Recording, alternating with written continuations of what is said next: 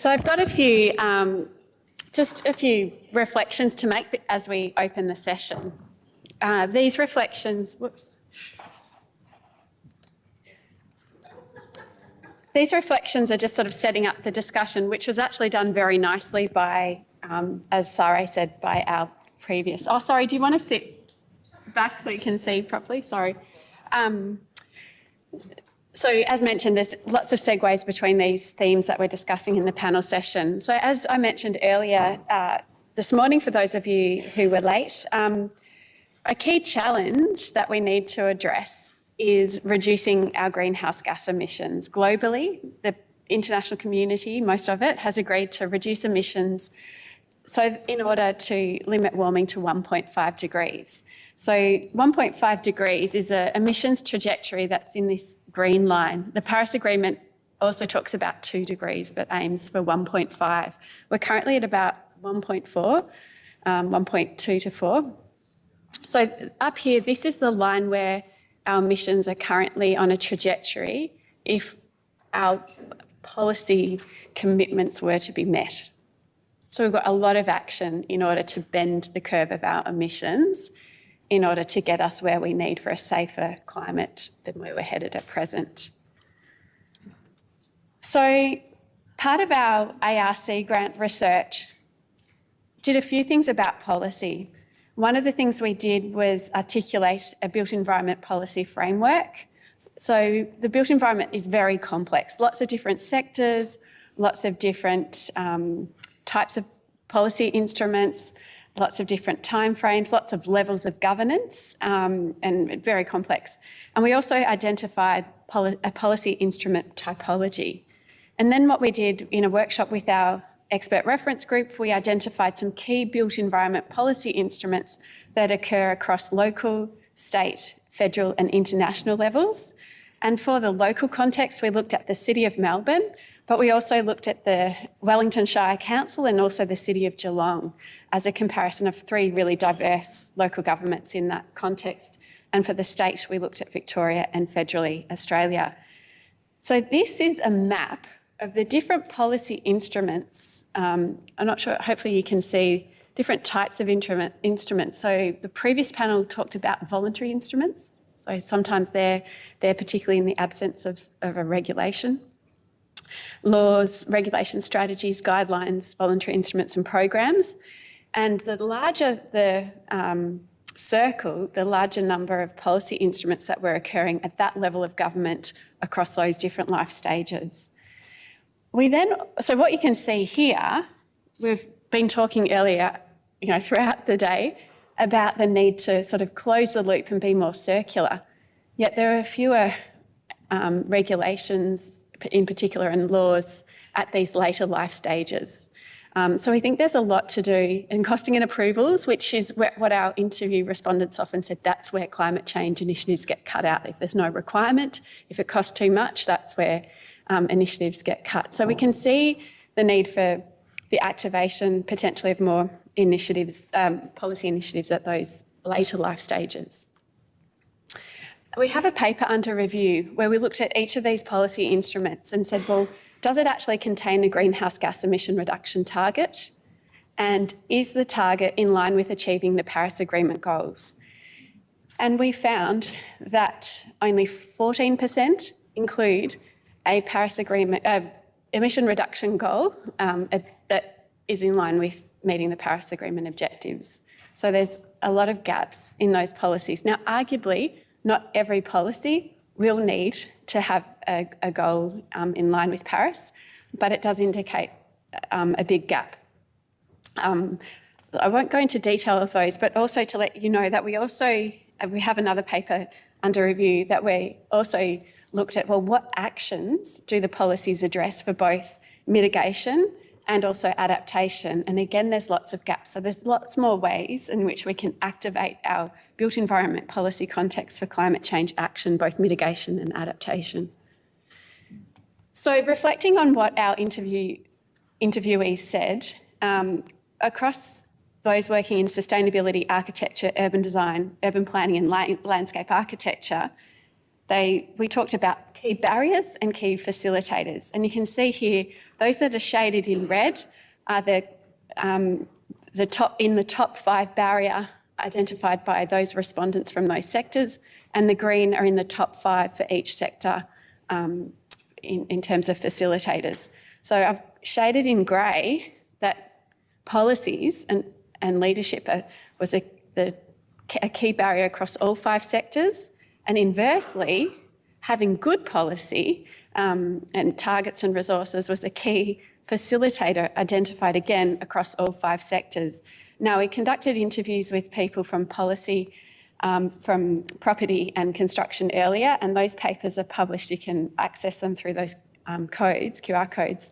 But again, policy was a key theme identified in those sectors as well. So that's just a bit of a segue into this panel, where I'd like to now introduce the panel. How we're going to run this session is they'll each introduce themselves and make some opening comments about policy. You can see here we've titled the session Green Tape, Carrots and Sticks, a critical discussion on the role of policy to influence climate action in the built environment.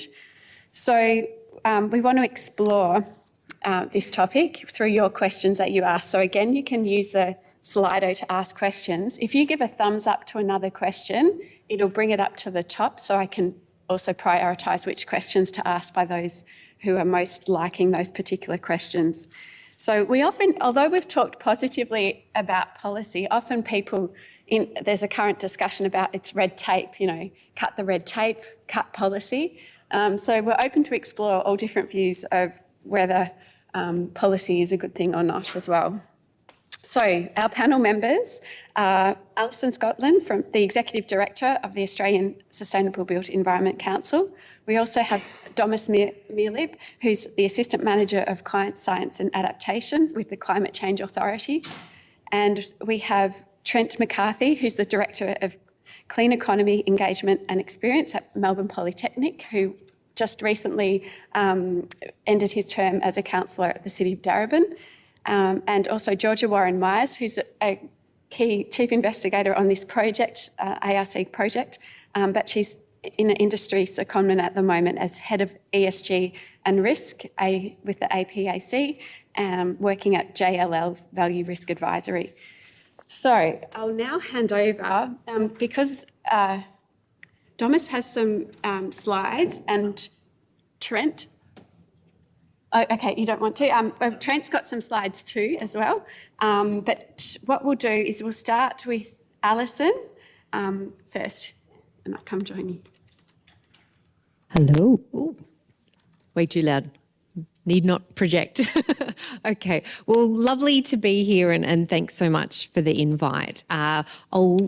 I'll introduce my pitch by explaining a little bit about what ASBEC is, so the Australian Sustainable Built Environment Council. I consider myself very lucky to run a member organisation, but my members are peak bodies. So, the likes of, say, the Property Council, the Institute of Architects, along with academic observers and government observers. So our prime goal is to provide a safe space where we are looking at that pursuit of sustainability and figure out how on earth this very diverse group of built environment stakeholders can achieve a vision. We've been around for just over 20 years now, and it's one of those really interesting things, listening to the panel before this, it's sustainability, decarbonisation, whatever it is that you need to achieve, you can't do it working in isolation. So you need frameworks and processes for us to be able to talk together, to understand each other a bit better, to use metaphors if it helps, but to, get on the same page about what we really need to achieve. So I'll leave it there. And, but, we do a lot of policy discussions. I would sort of consider myself at the floor level. We've got a lot of this amazing work happening, and my interest is, okay, inspired by all this amazing work happening, what can we do to lift that floor and make it, substantial change at scale? Thank you. thanks very much. Oh, no, that's not working. Is that better now? Yes, great. Thomas, I might get you to go now, and that's a clicker for you. Thanks, Anna. That travels nicely. I did some slides, kind of awkward now though, because I thought everybody was doing slides. But anyway, I'll talk to them really quickly. So I'm sure most of you probably haven't heard of the Climate Change Authority, but we're a statutory Commonwealth agency that provides evidence-based policy advice to the Australian government, focusing on advice around the transition of the economy as well as managing physical climate impacts. And we recently released a report called our Sector Pathways Review, which looked at basically the technological decarbonisation pathways for 6 sectors, including the built environment. And it brought together a whole heap of stakeholders and CSIRO modelling and a whole heap of interesting stuff to identify opportunities, barriers, and made some, not recommendations, but some advice to government around how they can, manage the transition and accelerate the transition to the built environment. And the point I want to draw your attention to here is, I think we've heard a lot of this today, but it's really exciting for the built environment sector. We have the technology available. It's just about seizing the opportunity and implementing the policies. And the figure on my left, your right, shows some of the scenarios that CSIRO modelled for us. And I think it's just what's interesting about it. And I should actually have the other sectors on the screen too, because what's different about the built environment sector is that it does get really close to real zero. And it gets there, well, the scenarios modelled it in the mid-2040s, but I think there's a lot of stakeholders and people who believe it can happen a lot faster. It's just about the policy settings and making sure we have them right.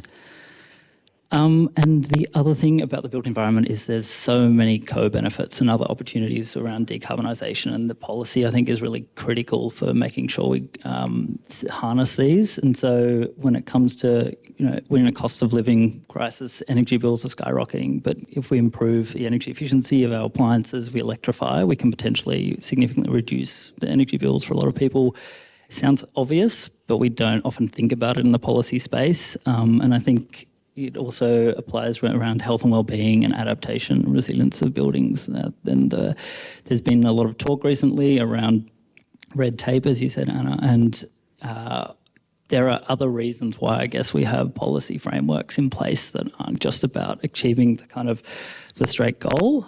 Things like the NCC deliver a whole heap of other benefits other than just what I guess it looks like at the high level. And is this my last slide? Yes. And so what I just wanted to touch on here was the report identified 6, I guess, key barriers across all sectors. And when it comes to the built environment, there are huge opportunities, I think, to deal with a lot of these barriers. And so, for example, when it comes to green premiums, we know decarbonising buildings and infrastructure, there's potentially huge upfront costs associated with this, but there's a whole heap of policy mechanisms we can implement around financing and particularly targeted finance. When it comes to workforce, and potentially other people on the panel might talk to this later, but issues around workforce mobility, education, ensuring we have the skills in place and not just the obvious skills that we're thinking about, like electricians. We hear about that all the time, but if we're going to decarbonise and disconnect all our buildings from the gas network, then we're going to have a whole heap of plumbers and gas fitters as well, and those sorts of thinking. That thinking is really important in ensuring we have the policy in place to make sure we're meeting the needs of the decarbonisation pathway is really critical. I think that brings me to the end. Check us out on LinkedIn. Thank you. We're going to now move to Georgia because we'll hook the dongle up to your computer. So Georgia, would you like to go now? Yep. All right. I don't need the presentation. So Georgia Warren Myers, I've been working at the University of Melbourne for almost 10 years now, and I'm currently out in practice implementing my research, which is pretty exciting to do. But effectively where I'm sitting, I come from this perspective from the property background. I'm a valuer by trade, and I'm looking at how the value drivers are actually enabled the change in terms of decarbonisation as well as climate adaptation. And so we're utilising these drivers and examining them from, that legislative perspective, occupier changes in requirements, investor obligations, and directions in terms of where they want to take things, as well as the financing opportunities. Now, this leads to, from a real estate value perspective, opportunities and also downside risk. Now, for almost 2 decades now, we've been talking about what's the green premium. And what my research is currently exposing in industry is, well, hang on a sec, if we're not actually meeting the market expectations for energy efficiency performance and things like that, actually there's quite a substantial discount. And it's these value levers that create a really powerful driver for actually getting the fund managers and the asset managers and the big organisations to actually engage in change. And so having that policy aspect is also part of a really strong driver in terms of actually being able to demonstrate, well, if you're not actually going to meet this grade, this is the downside risk and this is the quantum of value that may be affected by this case. So having clear policies where it's quite tangible and certain is really important for our industry. Thanks, Georgia. We'll pass this to Trent, sorry. Thanks. Yours? There we go. Fantastic. I've actually got a big theatre voice because I trained as an actor and a theatre person. So I was going to go freestyle. We're having some technical difficulties. That's okay. So my name's Trent McCarthy. I am currently the Director of Clean Economy at Melbourne Polytechnic. I'm the only Director of Clean Economy at any TAFE anywhere in the country, I believe. So you meeting me today is like a really special moment for you. And I want you to know that, all right? But for the last 16 years and until about 2 weeks ago, I was a councillor at the City of Darebin, and I did something a bit silly on the 5th of December 2016, which is that I put forward the world's first climate emergency declaration. Go on. I didn't quite realise what that would mean for the next 8 years of my life, which is why I'm no longer a councillor at the City of Darebin. So that was actually my daughter's 7th birthday. She's almost 15 now, so you do the maths, it makes sense. One of the things that I'm really proud of, though, is that I was in a position of policy influence, and as a decision maker, I got to reframe an issue, or at least use my voice and my position to reframe an issue and have some policy influence. And what that led to is a big figure, I think, which is now 2,365. We will get to 3,000 soon. Jurisdictions around the world that have also declared a climate emergency. For most of those jurisdictions, that's what they did, and not heaps more. And I'll be really frank. One of the challenges of the movement has been, how do you translate raising a big flag into serious, significant and sustained action? And for most councils around the world, they do not have the powers that they need in order to make the change they want to see or that their communities have demanded. However, I have some good news. There have been some good outcomes. One of those outcomes was what remains the largest emissions reduction project of local government in Australia, which is the Victorian Energy Collaboration.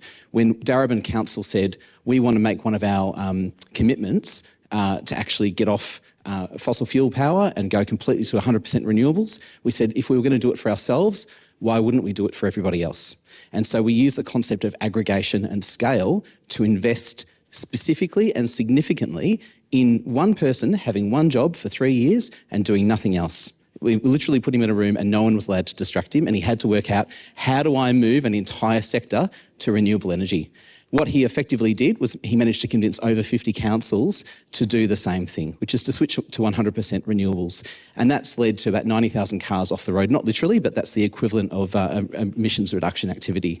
It remains one of the most significant actions of local government, and it was done without any agreement or involvement from the state or federal governments. So it was a sector moving on its own.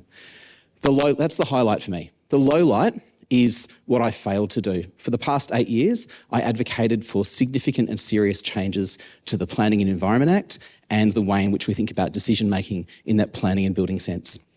And one of the reasons why I did that was that in 2018, the Victorian government did its sort of regular update of the Planning and Environment Act. It was the same time that Greta Thunberg did her first sort of sit-out at the front of the Parliament, and we still didn't include any reference to climate change in that act. So I know that legislation takes time to change, but other things do change quickly. And what I would say, and this is the most important thing, is that what we invest in matters. So when we make an investment of time, energy, or political capital, we make a difference to the outcomes that we see around us.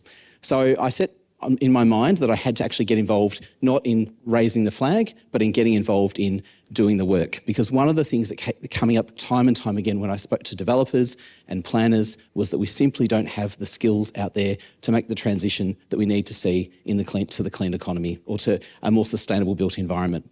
I'd love us to unpack that one. Every role needs to change, and there is a great piece of policy in the Victorian government has announced a few years ago, which is called the Clean Economy Workforce Development Plan, which basically says there are 10,000 jobs in the clean economy that are part of this, a significant number in construction and design. I'll keep moving because one of the things that I just wanted to really highlight is that if you have an opportunity to talk to policymakers and decision makers, ask them the question, what are you investing in or what are you investing? I got the chance to invest and use all of my political capital on something, and now I'm using all of my time on a separate challenge. I love this. I'm not sure if people know the movie Brewster's Millions, but there's this great scene where Monty Brewster has to give away millions of dollars, and someone comes to him and says, I've got this idea. We're going to move an iceberg from the Arctic down to the Arabian Peninsula and help all the farmers in the Arabian desert. I'm not sure where that is, but it's there apparently. We're going to move this iceberg there and we're going to help all the farmers in the desert. And don't worry, it's okay. It's not going to cost you too much, like $1 million. And there's only an 18% reduction in ice by the time you get it from the north down to the desert. Is that a good investment? I don't know. How many farmers are in the desert? I don't know. Do the numbers stack up? Is it sustainable? They're questions that we need to consider as both policymakers and decision makers. So the decisions about what we invest in is just as important and sometimes, if not more important, than what the policy actually is. Okay, here are some of the careers and roles and vocational functions that currently exist or have existed in the construction sector at the vocational end, and that's where I play now. On the second column, these are the technological changes that we are currently and expecting to see, which are largely driven through efficiency, business transformation, but they all have some impact on climate. So as we start to think about policy implementation, we also need to think about who's going to implement the policy, who's going to do the work. And so that's why the discussion that I'm encouraging you to have it as people in the built environment sector is to start talking about skills. Because if we give people skills, they have to use those skills, and that helps us drive action. Investing in skills is, for me, the major driver for my work now.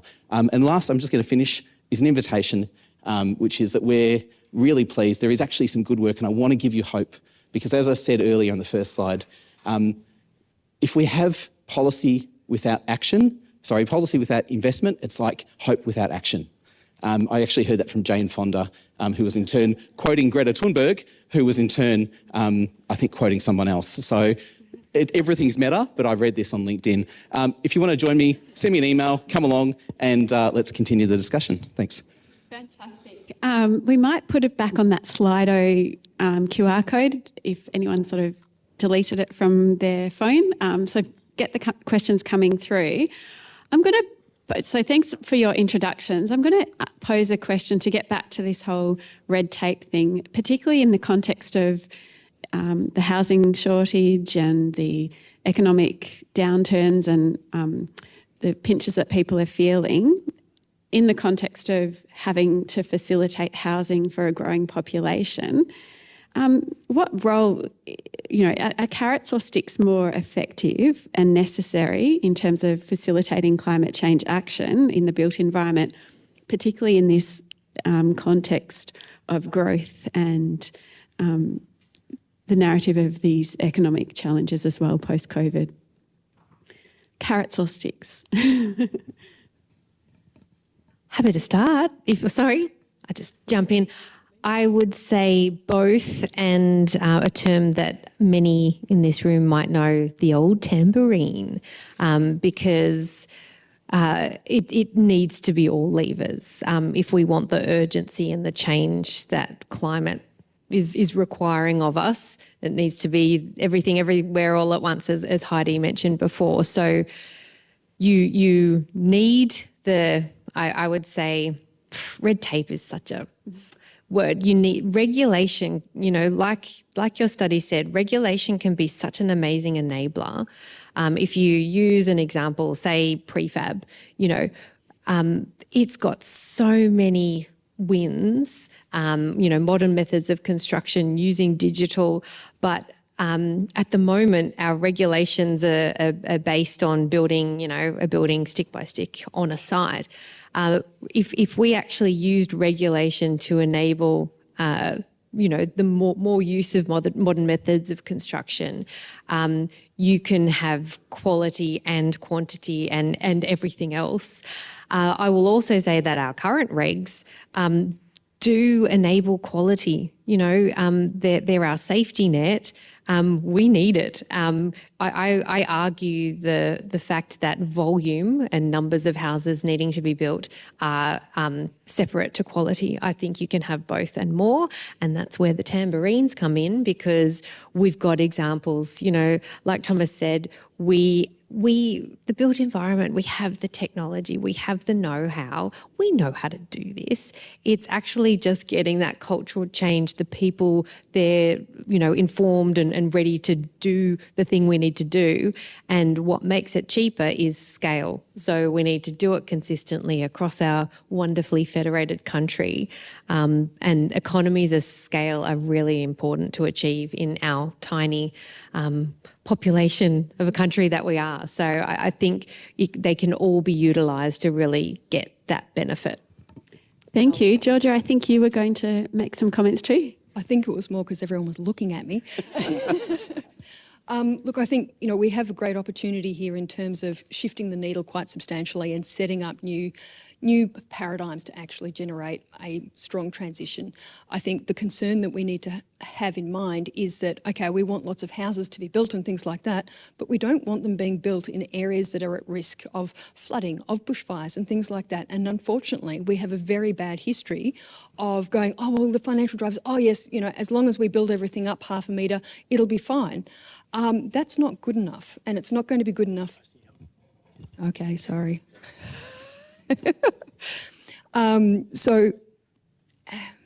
Now I've lost my train of thought.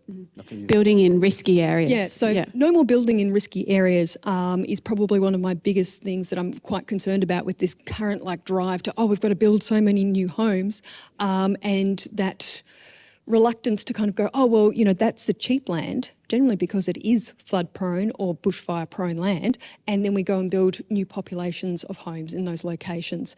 I think we really need to be cognizant of, what is going to be the future. These homes will be built over the next 10, 15 years. They'll be around for the next 25 to 50 years. We are going to see a lot of changes in that time, and so we need to be quite concerned about, ensuring that those populations are not going to be at risk.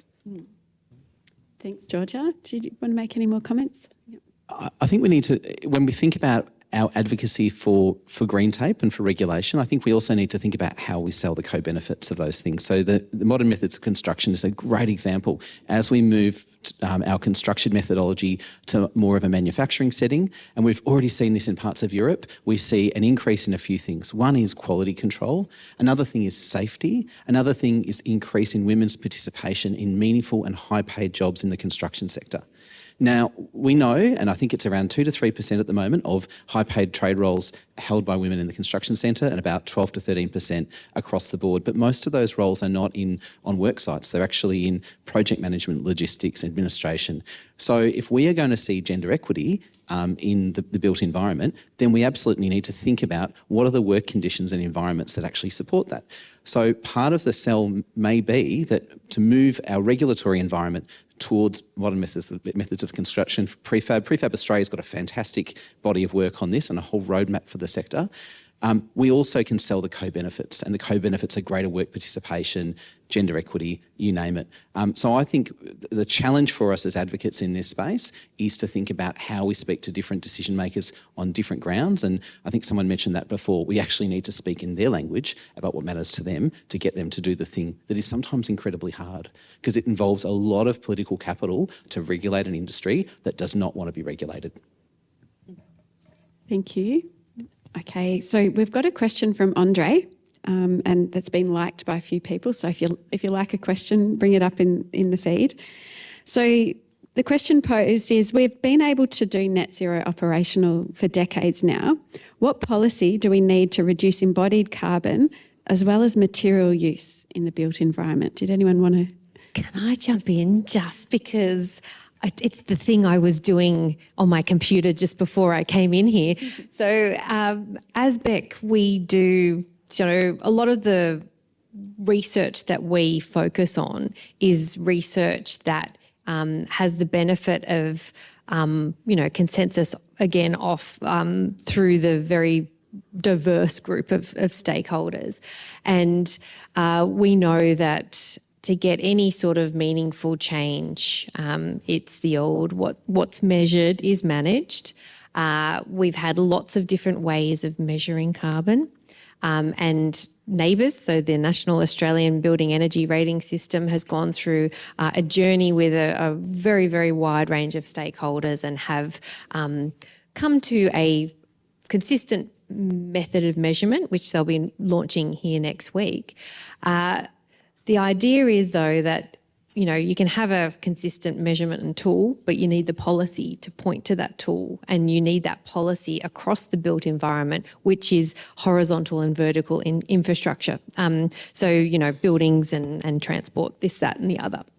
So ASBEC has been working on a policy ecosystem with a series of recommendations to deal with embodied carbon. And what I will say is the journey has been really interesting, and it is so unlike operational carbon, because with operational, you've got the NCC as that easy vehicle to go tick. If it's in the NCC, boom. Theoretically, the country will apply these, and there is that consistency across the country. With embodied carbon, this is the biggest team sport imaginable. It's across the whole value chain. It needs to be policies everywhere working together in that systems view to achieve this reduction. And with embodied carbon, it's, a lot of people look at it in the frame of, it's just about using low carbon materials and substituting them. It's not just that. It's reframing, reconsidering the way we design, getting frameworks right to actually prompt people to ask the right questions at the right time, so that you can avoid a lot of those, flow-on effects. So, waiting. So by the time it gets to the NCC, you've actually missed out. But the NCC, again, is a good vehicle, and we are recommending that measurement be referenced in the NCC, but there's so much benefit to enablers to help those early design discussions or concepts come into play where, guess what? Let's apply something in a precinct way and get active transport happening and build that community, rather than saying, well, I need to get this highway to go from A to B. So, it's really fundamental and a cultural shift rather than just technology and doing this. I think that's completely right, Alison. But the one point I was going to add to it was, I think something we've written about is, we call it the net zero mindset. And it is like that every single decision that we make at any point in the process, if it's in policy design, it's thinking about what the climate impact of that is, and you can expand it into more broadly into what the biodiversity impact or whatever it might be. But it's bringing that thinking to our fore and in that decision making, and that's, I think, there's no single solution to, embodied carbon or any of this. But it's when we make a decision, no matter how small, it's can we make a change to have a better outcome. Thank you. Just to note, the NCC, the National Construction Code, some of the discussion in the context of need for growth in housing and affordability has been to pause any updates on the National Construction Code as a way of helping with affordability. So that's the big sort of this political discourse and tension between all these objectives, some that are immediate and in our face, and then others that are longer term that we need to keep working on. So that is a challenge. Now, there's a question here that's got a few votes about degrowth. Now, let me bring that up. It says, if I've lost it, have I? Yes. How do you see the role of degrowth in climate action policies? Does anyone want to comment on that? It's got quite a few likes, so yeah. Question asker, are we talking about sufficiency, that sort of concept in terms of degrowth? Because, I mean, if you apply, say, an urban policy lens, and what I will say is wonderfully in policy land, hopefully by the end of the year, there will be a federal national urban policy released in some form with some visions about what urban policy should be. It's could be one of those mechanisms because, you know, we're finding out, you know, our households are getting smaller, but our houses are getting bigger. You know, does a couple really need a 5-bedroom house? So I think they're the fundamental questions that need to be asked. I think urban policy probably has a role to play because urban policy, at least from a national level, could at least ask the urban planners or provide a bit of a prompt for urban planners to be considering this as part of their approvals process. But I'll be quiet and let the rest of the panel. I'm going to be a bit controversial and completely sidestep the question deliberately because I think there's a challenge with the terminology. I love it, but I think there's a fundamental challenge with the terminology when we have a cultural bias towards ongoing prosperity and a growth mindset, and growth being a net positive in people's minds, degrowth being seen as somehow a withdrawal or a deficit kind of position. One way that we may in fact be able to see what are actually degrowth policy approaches applied though is to actually start to bring into being the very things that we've been talking about around adaptive reuse, rethinking how we do things, rethinking how we use things, and then rebranding that as degrowth strategies when people like it. And I say that because sometimes you have to give people the cake and let them taste the cake and then go, that cake is really good for you, before they're prepared to eat the healthy cake, all right? So degrowth is the healthy cake. I'll give you an example. My organisation, before I arrived at Melbourne Poly, set a net zero target. First TAFE in Victoria to set a net zero target, 2040, just to get before the Victorian government's target, which is before the federal government's target. So we were all trying to outdo each other a little bit. But what it triggered was actually a rethink around the redevelopment of our Collingwood campus, which was going to be demolished. So, you know, a building that was 50 years old, built in 1970s, brutalist, so much embodied carbon. And a critical point happened when the decision was, hang on a second, why would we demolish this building when we could just renovate it and retrofit it? We didn't do it in time for the conference here last year. Bugger, you'll have to run it again. But one of the things that's been really good is that we now have calculated the embodied carbon, and we are now telling a different story about how we redo our buildings and why we would actually not invest in a new building as such, but retrofit existing buildings as our way forward, our new normal. Now we're owning that story because we made that decision and it's paid off. So part of the thing we need to think about in terms of degrowth is how do we create successes that we can have others be able to claim as their own. Thank you. And maybe, Georgia, is there any reflections that could be made potentially, not necessarily about degrowth, but say that I guess tension between infill growth versus greenfield development? Is there any sort of views from the property sector that might be insightful for the audience in terms of, you know, decisions to build and how climate change objectives might be achieved and things like that? They're very different markets, Anna. Yeah. So when you're working as a property developer, you know, you often have specialist teams working in those different regions, and most of the major groups, your Stocklands, your Mirvac, these days have teams that work in the greenfield areas. They have teams that work in the infill space. Different products, different in mind, and that all is often driven by urban economic geography and how different locations are actually developing, but also being strongly guided by the policy of local governments that is enabling some of those activities. So that's where, you know, I think there's multiple policies. I mean, that have run from a state government level down to that local government level that has enabled a lot of development. It has also put a lot of brakes on a lot of development as well.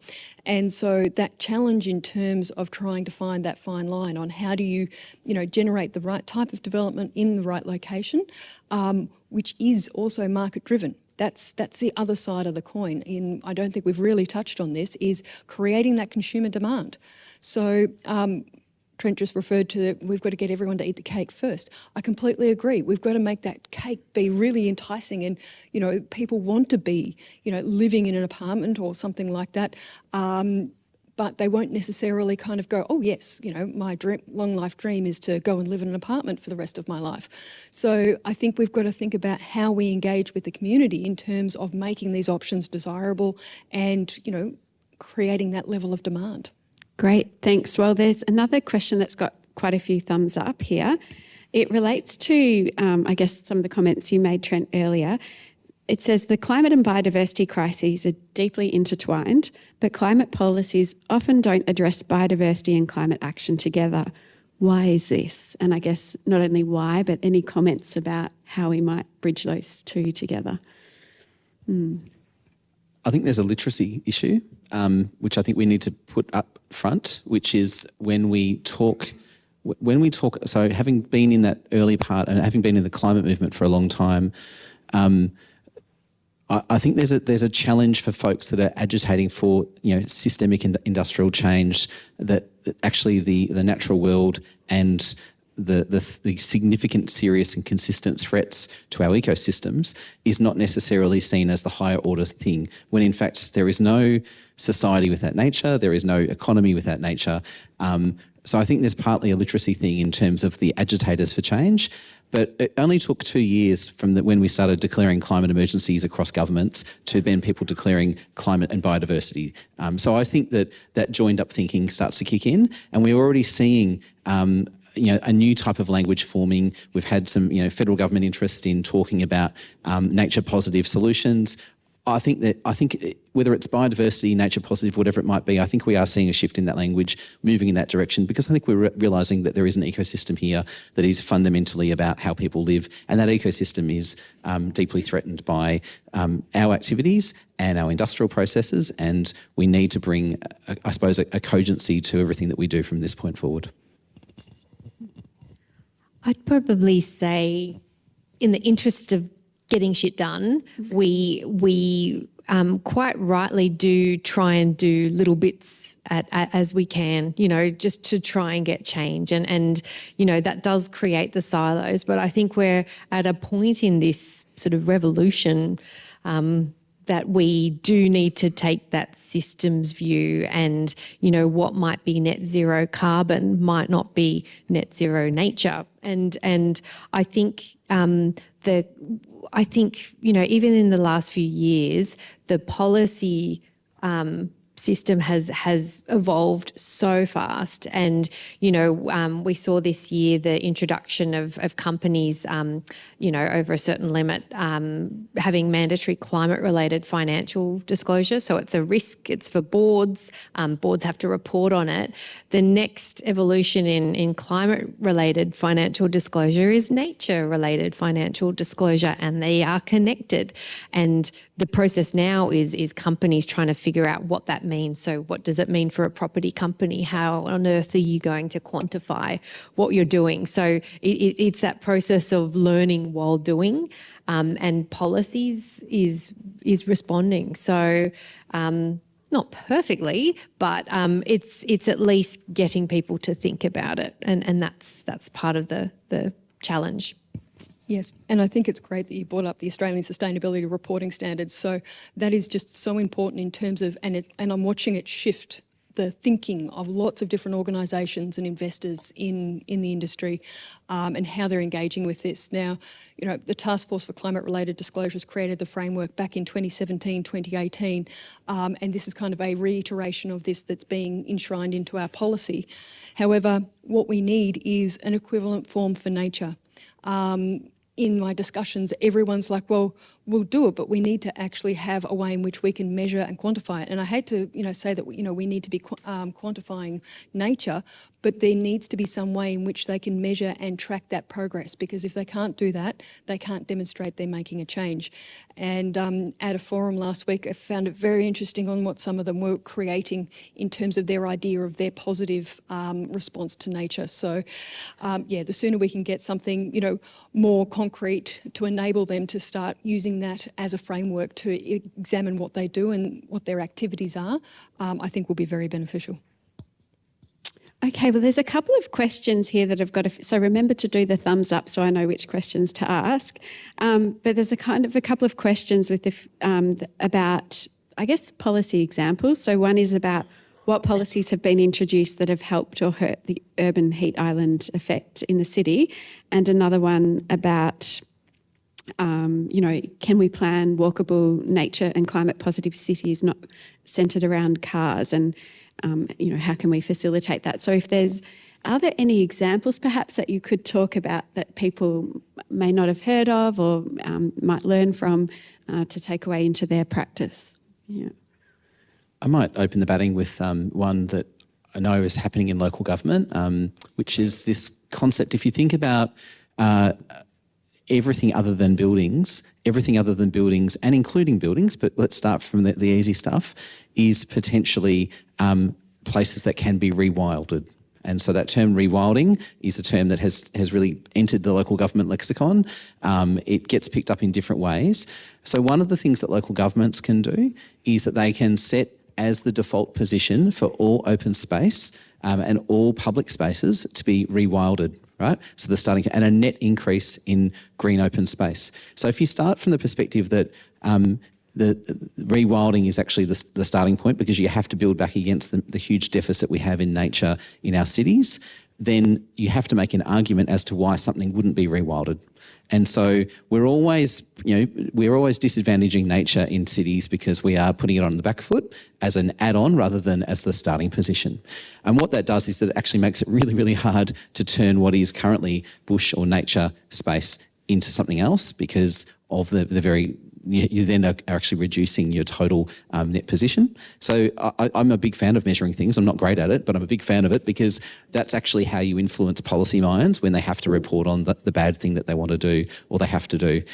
So I think that's one concept which I would love to see adopted, not just at the local government level, but I think at state and federal level as well, is a rethinking about the default and what we're prepared to accept. I was just going to add to that I think it's really challenging to find examples of this because it's that cultural shift, and that's something that's really hard for policy, I think, to overcome.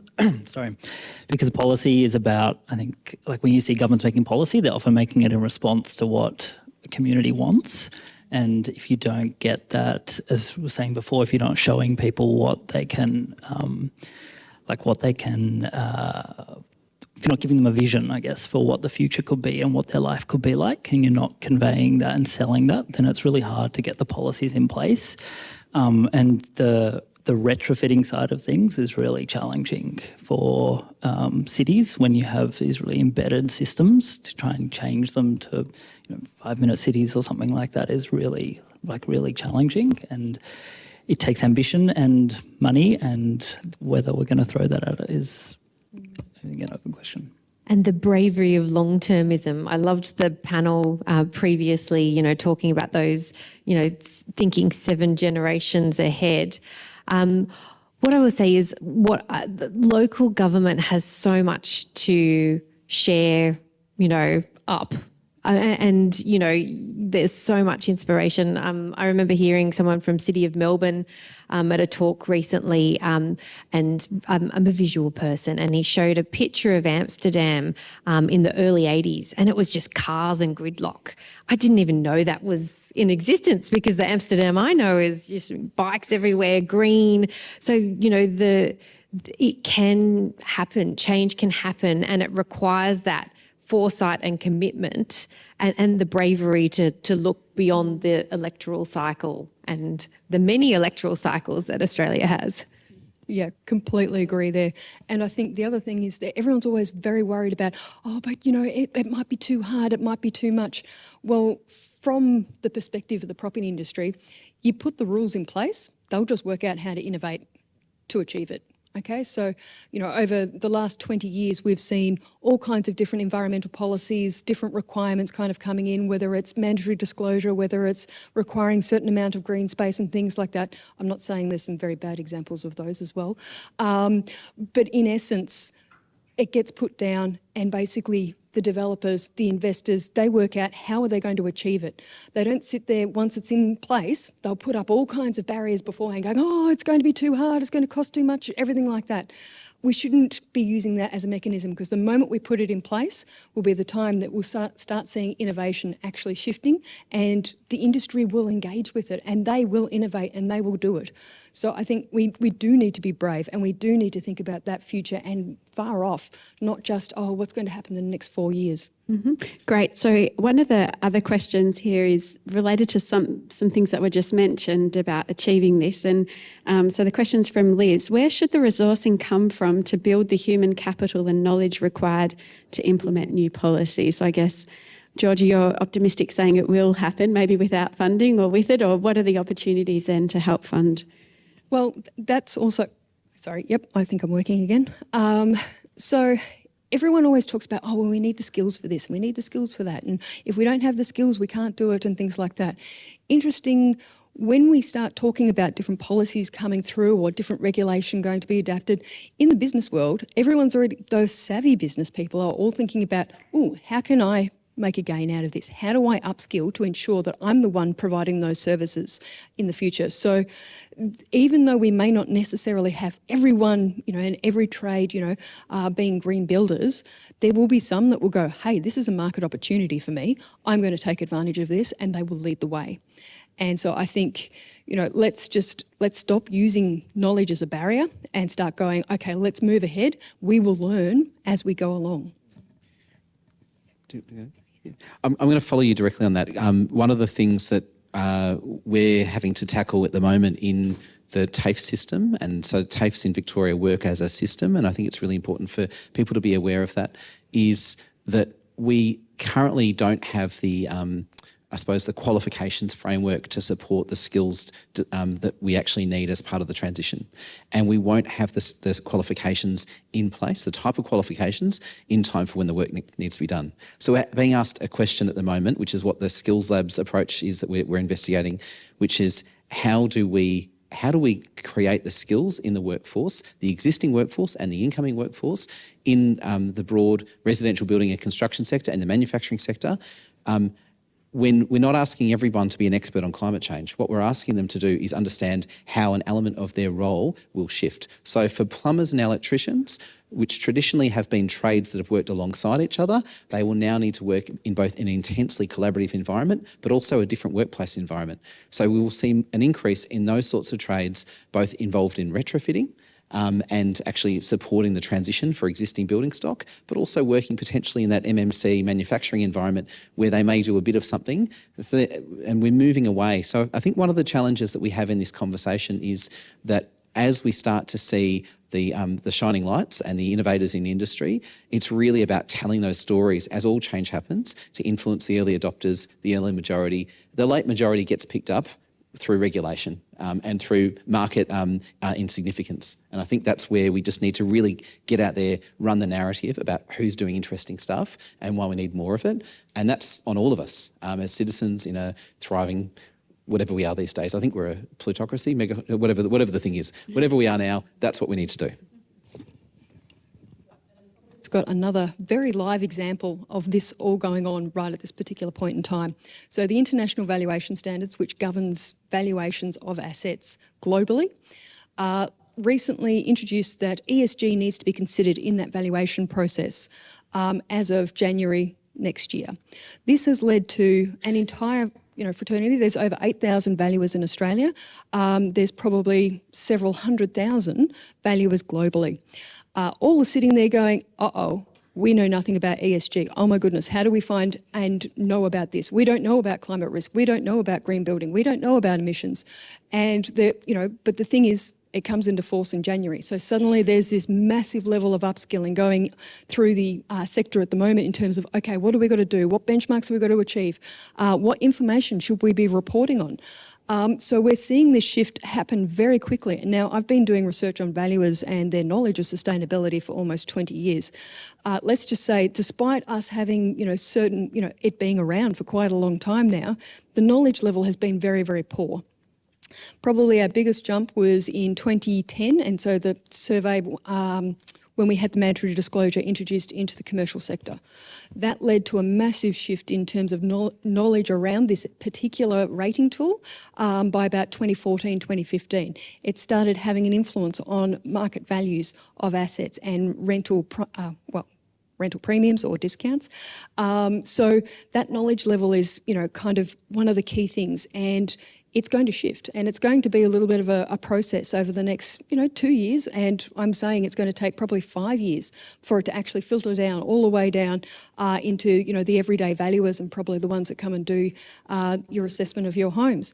But we've got to start somewhere. And so we're seeing this rapid, uplift, and this is also heading back to, community bodies, industry bodies, in terms of being able to shift and actually provide that knowledge back to the people who need it. Thanks, Georgia. And in the interest of time, we need to now wrap up. I want to keep going. We're discussing some great things, so thank you all for your contributions.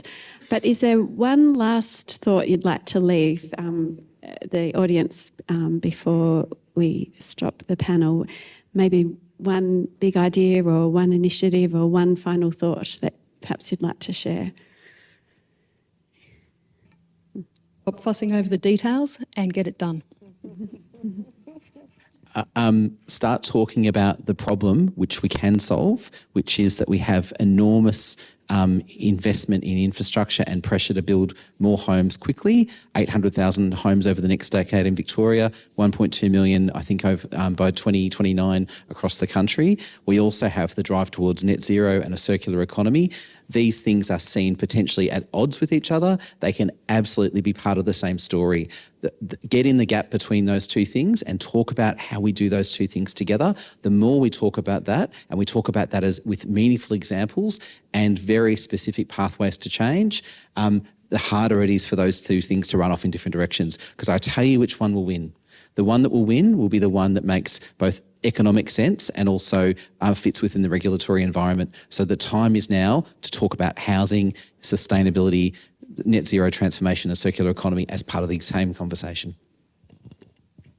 I think that incrementalism isn't necessarily a bad thing all the time, and we often criticise governments for only taking little steps or not being perfect, but we need to look at what the positives there are, what the bones are, and how we can build on that going forward. I think that's something not to be discounted. I'll probably hark back to the previous panel session and talk about the importance of collaboration, because we have so many phenomenal brains in this room. Let's use it to talk together. I represent industry, but industry is, we value having conversations with our academics. What can we focus on? These are our gaps, help us understand. So collaboration now more than ever. So before we clap for our panel, we're going to now move to lunch, which is outside where morning tea was.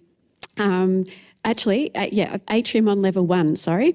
And during lunch, we're also going to invite you to continue to share your thoughts and discussions and also contribute to that participatory role outside. So following lunch will be the first of our climate action workshop sessions. There's QR codes to show you the program. But the 4 choices are, firstly, Morning the Earth. That's facilitated by Lucy Humphrey, and that's from Architects Declare. We've also then got a session on which all of these are related to the topics discussed in the panels. The second session is the online atlas of building materials with Andre Stefan. And the third is fundamentals. And so you can contribute to writing a charter for built environment professionals with Alan March. And the fourth, facilitating climate change action through professional associations and organisations. That will be in here. So the room details are up there, but also the program as well. So please join me in thanking our panel.